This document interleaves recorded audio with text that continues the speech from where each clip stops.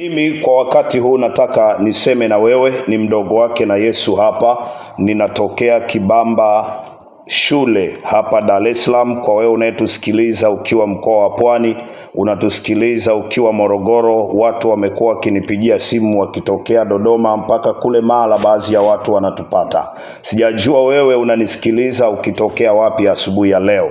Na wakati huu nataka nikaseme mambo matukufu na Yesu atakwenda kukutendea mambo makubwa. Jambo la kwanza nataka nikukumbushe kwamba leo pale Kibamba shule majira ya saa 9 nitakuwa na kusanyiko la kunawisha watu. Nitakuwa na kusanyiko hilo, na hiyo ndio huduma ambayo nitaifanya siku ya leo. Itakuwa ni kunawisha watu maji yenye nguvu. Nilikuambieni kulingana na kitabu cha Mwanzo, nasema yale maji yakapata nguvu yakafurikisha mpaka milima mikubwa iliyokuweko. Kwa hiyo nikakwambieni kila matatizo ambayo yamekuwa mlima kwenye maisha yako, leo ndio siku ambayo matatizo hayo hautayaona kabisa, maana yatafurikishwa na kuondoshwa. Hivyo ibada ya leo itakuwa ni hiyo, majira ya saa 9 ndipo nitaanza shughuli hiyo kwa ajili ya kunawisha watu mikono, kunawisha watu miguu, hasa wale watu wenye matatizo, wenye changamoto za afya na wenye changamoto za kiuchumi. Kuna siri kubwa katika miguu na kuna siri kubwa katika mikono. Bwana akamwambia Joshua ya kwamba popote nyayo zako zitakapokanyaga nimekupa. Kwa hiyo shetani ameteka watu wengi miguu yao na kuwapa maajenti wake ili waweze kufanikiwa kila mahali wanakoenda, na kuwaacha waliokusudiwa kufanikiwa wanaishi maisha ya kuombaomba. Biblia inasema popote nyayo zako. Kwa hiyo kuna siri kubwa katika nyayo.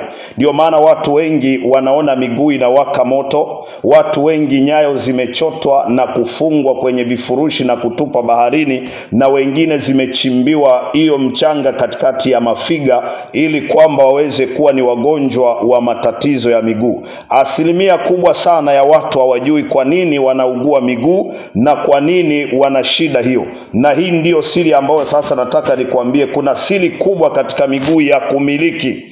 Iko siri kubwa katika nyayo.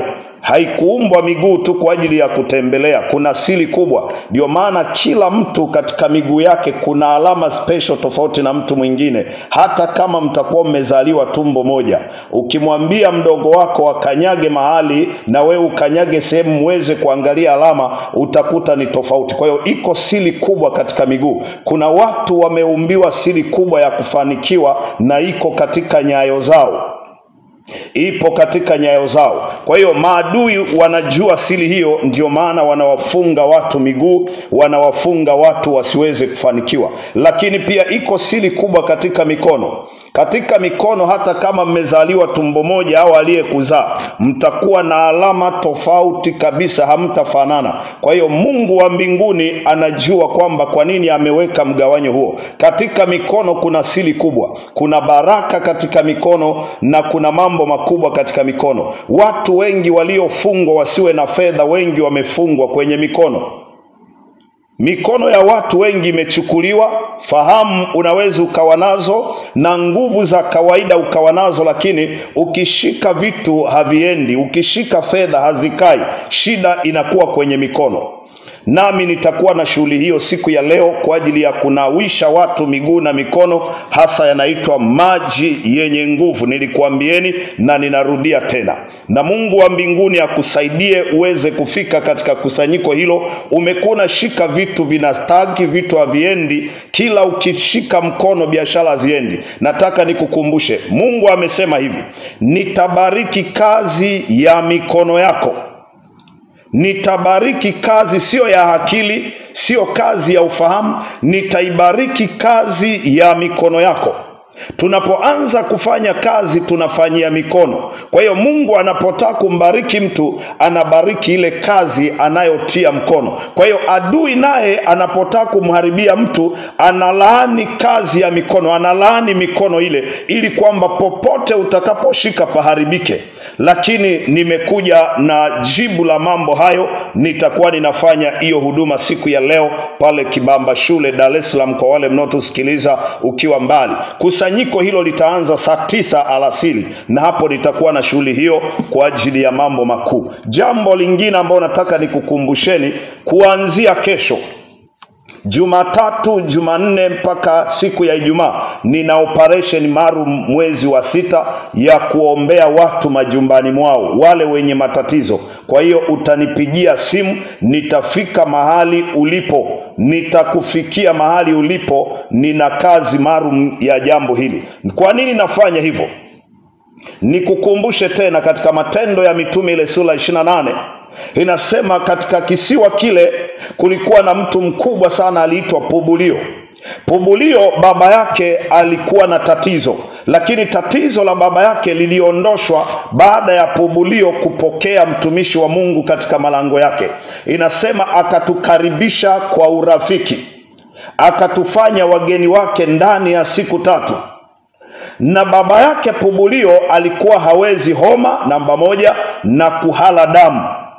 Lakini Paulo akaingia, akaomba, akaweka mikono na kumpoza. Na watu wengine waliposikia habari ya uponyaji wa yule mzee, maana tatizo lake lilikuwa limejulikana kwamba kwenye mji ule, pamoja na kwamba mtoto wake alikuwa ni mkuu wa kisiwa. Sijajua wewe ni mkuu wa organization gani, ni mkuu wa familia, ni mkuu wa idara fulani, lakini una matatizo nyumbani kwako. Una matatizo, nyumba kubwa nzuri, gari, sifa, hela unazo, lakini zimeshindwa kutatua changamoto yako. Nataka nikwambie, wewe sio wa kwanza.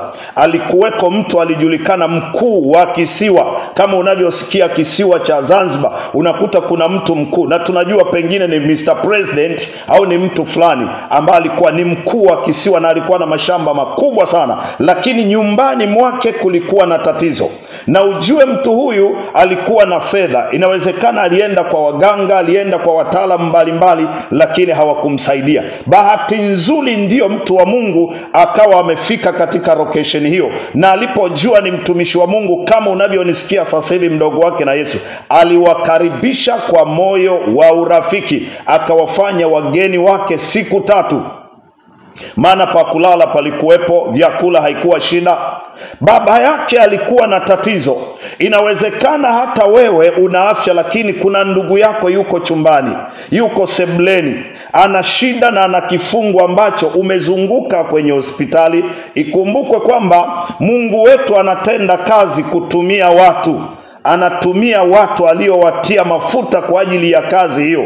Sikatai kwamba umewaendea wengine, sijapinga, lakini inawezekana haikuwa kusudi la Mungu uponywe huko. Sasa mdogo wake na Yesu niko hapa. Pengine unajiuliza ni wapi? Acha tu nikupatie, utajisomea kwa muda wako Matendo ya Mitume ile sura ya 28, ili usifikiri pengine ni maneno yangu nazungumza. Sura 28 kuanzia mstari wa 7. Acha nikusomee. Karibu na mahali pale palikuwa na mashamba ya mkuu wa kisiwa, jina lake Publio. Mtu huyu alitukaribisha kwa moyo wa urafiki, akatufanya wageni wake kwa muda wa siku 3. Ikawa babaye Publio alikuwa hawezi homa na kuhala damu. Paulo akaingia kwake, akaomba, akaweka mikono yake juu yake na kumpoza. Yalipokwisha kutendeka hayo, wengine waliokuwa na magonjwa katika kisiwa wakaja wakapozwa. Ndio maana nimeanzisha operation maalum, kwa sababu kuna watu mmekata tamaa, mko majumbani kwa sababu mliombewa sehemu haikuwasaidia. Mmefanya kila namna ya kujitoa kwenye hali hiyo, haijawezekana. Sasa nimeanzisha operation hiyo. Mwezi wa 6 nitakuwa na siku 5. Siku 5 za nyumba kwa nyumba kwa wale watakao nipigia simu. Chukua namba yangu ya simu 0756964099. Utanipigia nikitoka studio. Nitarudia 0756964099. Mjulishe na rafiki yako kwamba mdogo wake na Yesu ameanzisha operation sasa ya kufanya huduma kwa watu ambao wana watu wenye matatizo au wenye matatizo walioko majumbani. Sijajua unanisikiliza huko hospitali, huko chumbani, una shida, umefungwa. Sasa muda wako wa kufunguliwa umefika. Naamini Yesu anakwenda kukutoa kwenye tanzi hiyo. Mungu akubariki sana, yazingatie haya. hayo, sasa nataka nikalilete neno la Mungu kwa ufupi sana siku ya leo. Kumbuka umesikiliza nyimbo za sifa. Hii yote ni kwa ajili yako. Ndio maana kipindi hiki kimewekwa maalum kwa ajili yako. Kwa ajili yako. Watu wa Mungu hawa wanajua kwamba unapitia wakati fulani, ndio maana unaletewa nyimbo ndani yake kuna ujumbe, kuna neno la Mungu. Lakini sasa nataka nikalilete neno la Mungu moja kwa moja. Leo ambacho nataka nizungumzie kwa ufupi sana. Yesu anajali kuhusu matatizo yako.